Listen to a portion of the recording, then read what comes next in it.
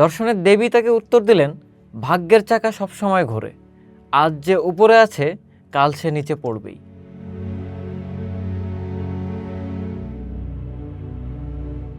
প্রাচীন আর মধ্যযুগের সন্ধিক্ষণে এক মহান দার্শনিক ছিলেন বোয়েথিয়াস। তিনি ছিলেন রোমান সিনেটর, কিন্তু ষড়যন্ত্রের শিকার হয়ে তাকে কারাবরণ করতে হয় এবং মৃত্যুদণ্ড দেওয়া হয়। কারাগারের নির্জন প্রকোষ্ঠে বসে তিনি তার অমর গ্রন্থ দ্য কনসোলেশন অফ ফিলোসফি লিখেছিলেন। তিনি কল্পনা করেছিলেন যে দর্শন এক মহিষী নারীর রূপ ধরে তাকে দেখা দিতে এসেছেন। বোয়েথিয়াস প্রশ্ন করেছিলেন, কেন ভালো মানুষেরা কষ্ট পায় আর মন্দরা সুখে থাকে? দর্শনের দেবী তাকে উত্তর দিলেন, ভাগ্যের চাকা সবসময় ঘোরে, আজ যে উপরে আছে কাল সে নিচে পড়বেই। তাই জাগতিক সম্পদ বা ক্ষমতার উপর সুখ নির্ভর করা বোকামি। প্রকৃত সুখ কেবল ঈশ্বরের মধ্যে বা মানুষের ভেতরের নৈতিক শক্তির মধ্যে নিহিত।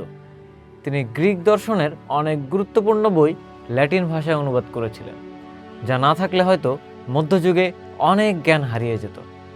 বোয়েথিয়াস আমাদের শিখিয়ে গেছেন যে মানুষের সব কিছু কেড়ে নেওয়া গেলেও তার জ্ঞান এবং আত্মিক শান্তি কেড়ে নেওয়া অসম্ভব। দুর্ভাগ্যের সময় দর্শনই হতে পারে মানুষের শ্রেষ্ঠ বন্ধু।